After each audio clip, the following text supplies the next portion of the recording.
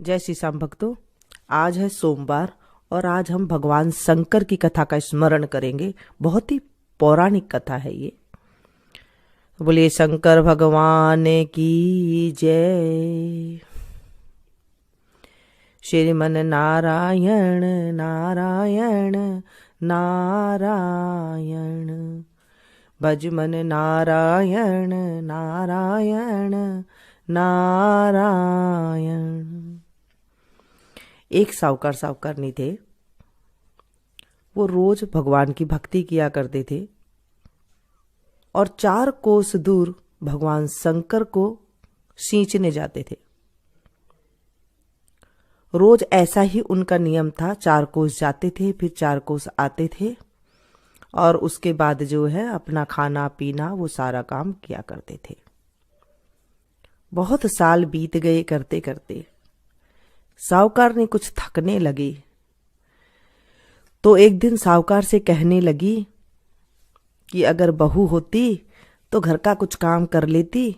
बहुत थकान होने लग गई है आजकल मुझे। साहूकार बोला, कैसी बात कर रही है?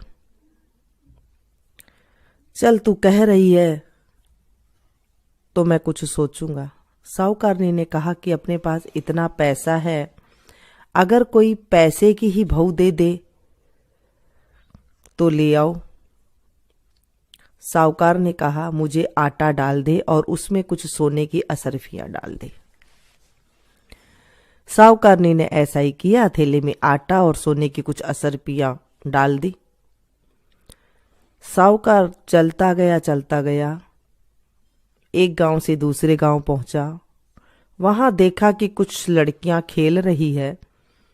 सब अपने अपने मिट्टी में खेलते खेलते घर बना रहे थे। फिर थोड़ी देर बाद सबने अपना अपना घर तोड़ दिया और उसे बोला तू भी तोड़ दे। एक लड़की थी जो कि अपना घर बना रही थी, उसने घर को नहीं तोड़ा। वो कहने लगी कि ना भाई, मैं तो मेरे घर को नहीं तोड़ती, और वो चलने लगी। साहूकार ने कहा ये लड़की कुछ समझदार लग रही है, तो उसके पीछे पीछे चल दिया। जब वो लड़की घर गई तो उसने कहा कि बेटा, मैं बड़ी दूर से आया हूँ और मुझे भूख लग रही है। मैं किसी का घर का खाना नहीं खाता हूँ। मेरे पास आटा है, अपनी माँ से जाकर पूछ लो कि ये 4 रोटी मुझे बना देगी क्या। उसने अपनी माँ से जाकर पूछा कि माँ, कोई बाहर आए हैं और वो कह रहे हैं कि मुझे किसी घर की रोटी नहीं खानी है, तो ये आप रोटी का आटा बना दो। माँ ने कहा चलो कोई बात नहीं, मैं बना दूंगी 4 रोटी। तो साहूकार ने कहा बेटी, आटा तो ले जा और ले जाकर इसे छान लेना। तो वो लड़की की माँ ने आटा जब छाना तो उसके अंदर सोने की असरफियां थी। उसने लड़की से कहा कि ये ले जा और जाकर के कह दे कि इसमें सोने की असरफियां निकली है। तो साहूकार ने कहा कि नहीं, असरफियां तो हमारे यूं ही बहुत सारी पड़ी हुई है, तुम रख लो, कोई बात नहीं।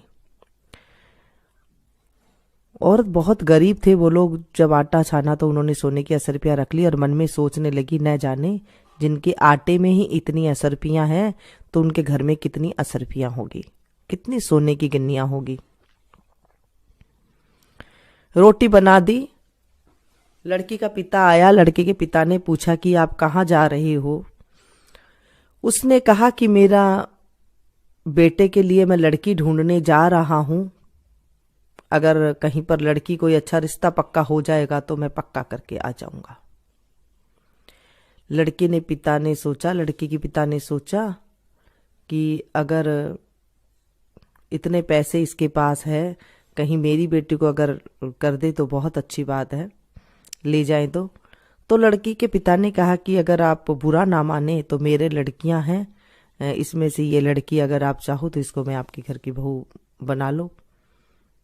क्योंकि जो पिता था उसके 7 बेटियां थी, तो ये लड़की जो है साहूकार को पसंद भी आ गई थी।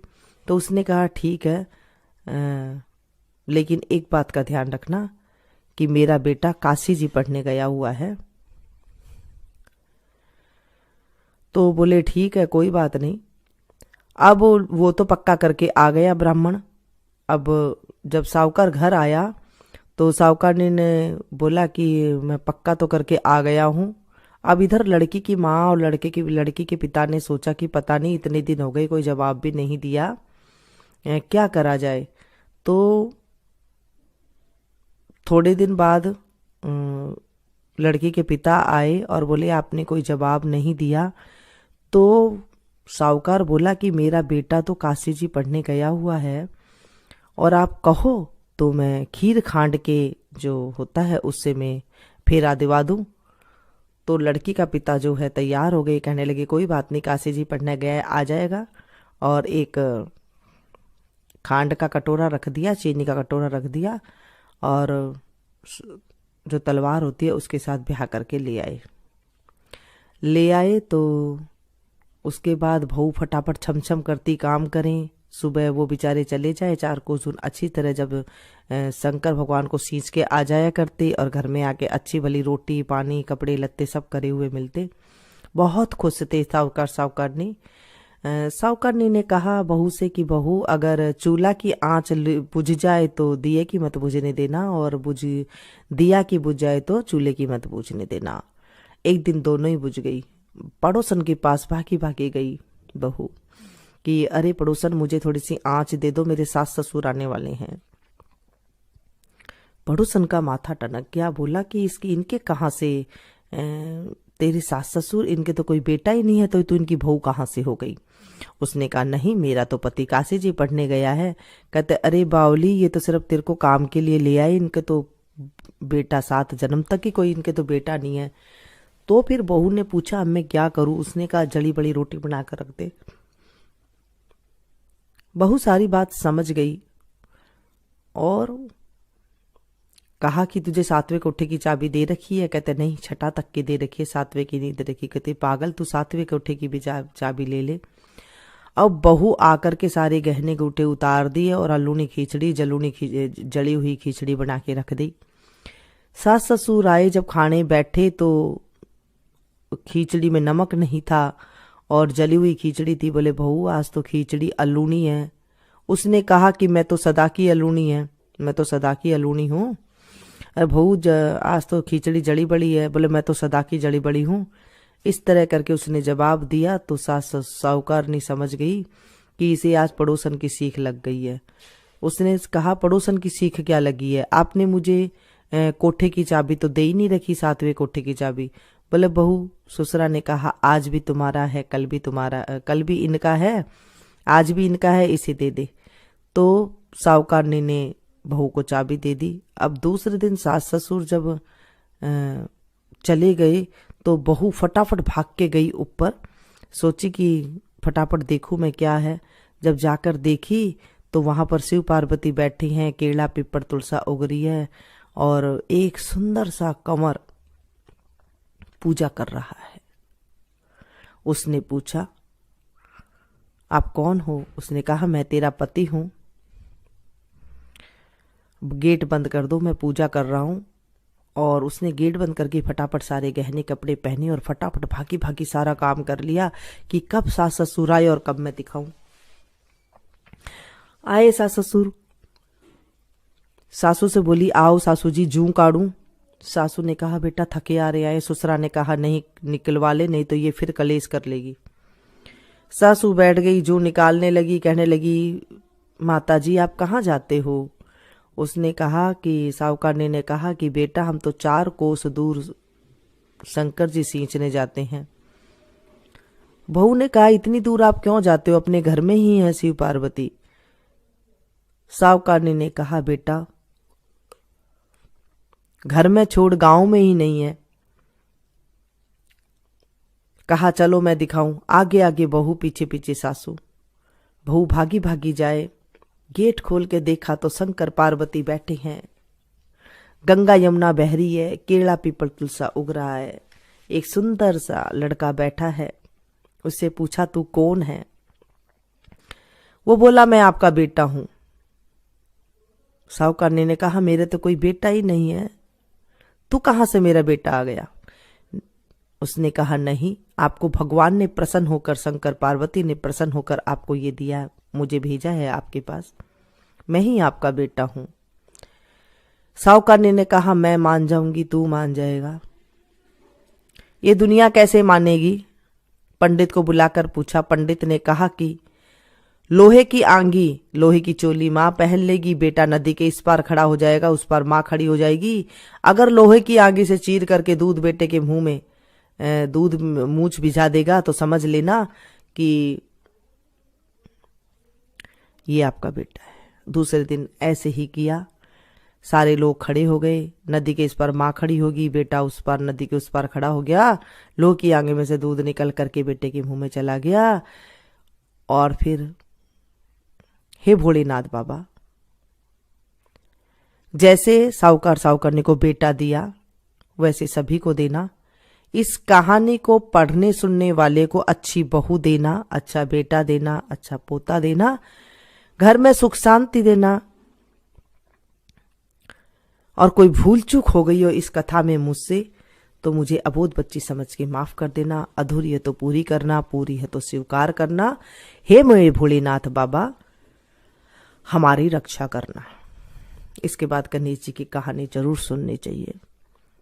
बिंदा एक बाबा रंगा चंगा, बिंद्रावन में फिरे सुरंगा। पोत बहू की राबड़ी, नवास बहू की खीर, मीठी लागे राबड़ी, खाटी लागे खीर। सड़सड़ करती साड़ी दीजो, बड़बड़ करती बांधी दीजो। घर मोखला घर सांकला, राजा का सा राज, रानी का सा भाग, सीता का सुहाग, बैकुंठ का बास, श्री कृष्ण का कांधा। जय बोले विनायक जी महाराज की जय।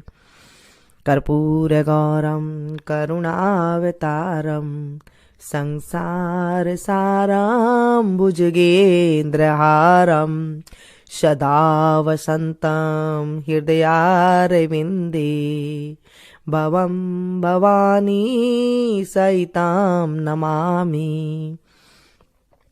शीस गंग अर्धंग पार्वती, सदा विराजत कैलासी। नंदियो भृंगी निरत करत है, गुण भक्तन शिव के दासी। शीतल मंद सुगंध पवन, जहाँ बैठे हैं शिव अविनाशी। करत गान गांधर्व सप्त सुर, राग रागनी अति गासी। यक्ष राक्ष भैरव, जहाँ डोलत बोलत हैं वन के वासी। कोयल शब्द सुनावत सुंदर, भ्रमर करत है गुंजासी।